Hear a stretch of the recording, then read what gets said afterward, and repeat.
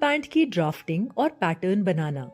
Full pant की सिलाई में सटीक माप, सही फिटिंग और अच्छी संरचना जरूरी होती है ताकि यह आरामदायक और आकर्षक लगे। ड्राफ्टिंग और पैटर्न बनाना एक अहम प्रक्रिया है जो कपड़े की कटिंग और सिलाई को दिशा देता है, बर्बादी कम करता है और डिजाइन में बदलाव की गुंजाइश देता है। एक अच्छा ड्राफ्ट फिटिंग में एक रूपता लाता है और तैयार पैंट को रोजमर्रा या औपचारिक दोनों तरह की जरूरतों के लिए उपयुक्त बनाता है। सबसे पहले आइए समझते हैं कि पैंट के विभिन्न हिस्से कौन कौन से होते हैं। Front panel, back panel, side pocket, welt pocket, belt पट्टी, zip fly piece, pocket bag, darts, मोहरी, इंटरफेसिंग। ड्राफ्टिंग की प्रक्रिया शुरू करने से पहले हमें कुछ सामग्रियों की जरूरत होगी।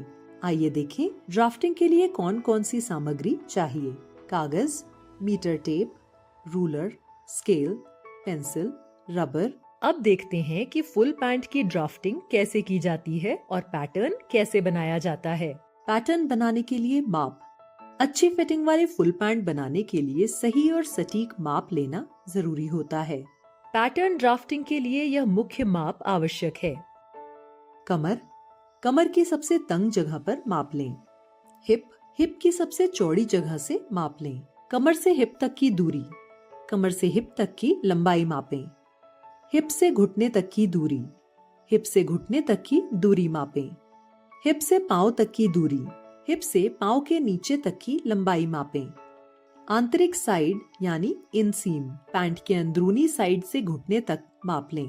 बाहरी साइड यानी आउट सीम, पैंट के बाहरी साइड से कमर से लेकर पांव के नीचे तक की लंबाई मापें। पैंट की कुल लंबाई, कमर से पांव के नीचे तक की पूरी लंबाई मापें। ड्राफ्टिंग शुरू करने के लिए कागज पर पैंट के बाहरी साइड के लिए एक लंबी सीधी रेखा खींचें। फिर कमर, घुटने और टखने के माप सही जगह पर चिन्हित करें। इसके बाद हिप की चौड़ाई के अनुसार कागज पर एक आयताकार आकृति बनाएं। सही फिटिंग के लिए कमर का माप थोड़ा कम करें। फिर कमर से घुटने और फिर टखने तक एक सीधी रेखा खींचें। यह पैंट की साइड सिलाई होगी। पैंट की अच्छी फिटिंग के लिए हिप और घुटने के पास थोड़ा सा हल्का घुमाव दें। पैंट के ऊपर वाले हिस्से यानी कमर पट्टी बनाने के लिए कमर से ऊपर 2 इंच अतिरिक्त जगह छोड़ें। यह हिस्सा कमर पर बैठने वाला पैंट का ऊपरी हिस्सा होगा। अब पैंट के निचले हिस्से यानी हेम के लिए इसे अपनी पसंद के अनुसार चौड़ा या तंग बनाया जा सकता है। बैक पैनल की ड्राफ्टिंग फ्रंट पैनल पर आधारित होती है, लेकिन इसमें कुछ बदलाव किए जाते हैं। बदलाव इस प्रकार किए जाते हैं। क्रॉच पॉइंट को फ्रंट पैनल से 2 इंच बाहर और 1 इंच ऊपर की ओर बढ़ाएं। कमर की माप में 1 इंच अतिरिक्त जोड़ें। हिप की माप में भी 1 इंच अतिरिक्त रखें। बैक हिस्से में 2 डार्ट जोड़ें ताकि बेहतर फिटिंग मिल सके। बैक इंसीम को फ्रंट इंसीम की तुलना में थोड़ा घुमावदार बनाएं ताकि जंघों के लिए पर्याप्त जगह मिल सके। बैक राइज को फ्रंट राइज से ऊंचा रखें जिससे बैठने में सुविधा हो। साइड पॉकेट ड्राफ्ट करने के लिए फ्रंट पैनल पर कमर से नीचे 6 इंच और साइड से अंदर की ओर 2 इंच पर पॉकेट की खोल बनाने के लिए निशान लगाएं। पॉकेट का आकार गोल या घुमावदार रखें। पॉकेट बैग की गहराई 9 से 10 इंच और चौड़ाई 5 से 6 इंच होनी चाहिए। वेल्ट पॉकेट बनाने के लिए बैक पैनल पर कम से कम 3.5 इंच नीचे 6 इंच लंबा और आधा इंच चौड़ा एक स्लिट बनाएं। वेल्ट पीस का आकार 6 इंच लंबा और 1.25 इंच चौड़ा होना चाहिए। अब चलिए जिप फ्लाई पीस पर काम करते हैं। जिप की लंबाई सामान्यतः 6 इंच से 8 इंच के बीच होती है, जिसमें आमतौर पर 7 इंच की लंबाई ली जाती है। फ्लाई की चौड़ाई फोल्ड करने के बाद 2.5 इंच होती है। सिलाई के लिए आधा इंच का मार्जिन रखा जाता है। जिप फ्लाई के 2 हिस्से होते हैं। पहला हिस्सा अंडर फ्लाई पीस होता है जो जिप के नीचे आता है और ये पैंट के बाईं तरफ होता है। दूसरा हिस्सा टॉप फ्लाई एक्सटेंशन है जो जिप को ढकता है और इस पर टॉप स्टिचिंग की जाती है। यह पैंट के दाईं तरफ होता है। बाईं तरफ का अंडर फ्लाई पीस जिप के नीचे लगाया जाता है और इसका मुख्य काम जिप को अंदर से कवर करना और मजबूती देना होता है। पैटर्न बनाने के लिए पेपर पर एक सीधा आयत बनाएं। इस आयत की लंबाई जिप की लंबाई से 1 इंच ज्यादा रखनी चाहिए।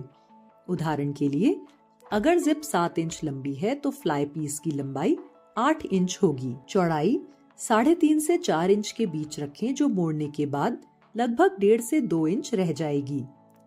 टॉप फ्लाई एक्सटेंशन दाईं तरफ होता है जो जिप को ढकता है और बाहर से टॉप स्टिच किया जाता है। पैटर्न बनाने के लिए जिप की लंबाई में 1 इंच जोड़ कर लें, यानी अगर जिप 7 इंच की है तो लंबाई 8 इंच की होगी। चौड़ाई 3.5 इंच रखें। एक साइड सीधी होनी चाहिए और दूसरी साइड घुमावदार शेप दें। इसके अंदर की ओर लगभग 1.25 इंच का फोल्डिंग लाइन बनाना होगा।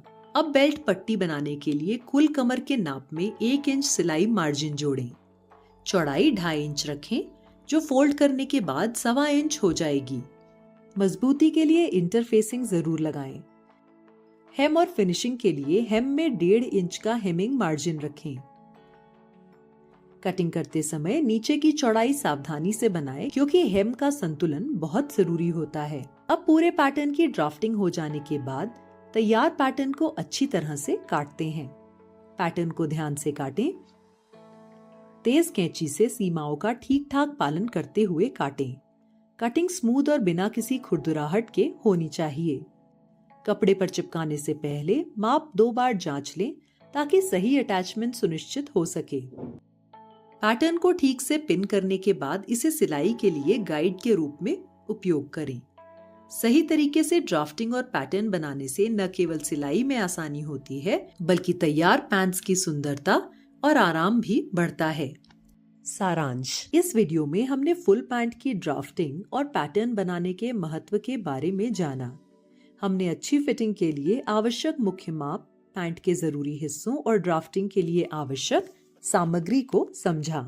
साथ ही हमने फ्रंट और back panel, pocket, zip fly और बेल्ट पट्टी ड्राफ्ट करने के बुनियादी कदमों को भी देखा। अंत में हमने पैटर्न को सावधानी से काटने और सिलाई के लिए सही तरीके से उपयोग करने के बारे में जाना, जिससे आरामदायक और अच्छी फिटिंग वाले पैंट तैयार हो सकें। अब आपके लिए एक काम, खुद से फुल पैंट का पेपर पैटर्न ड्राफ्ट करने और तैयार करने की कोशिश करें। हर एक चरण को ध्यान से नोट कर लें।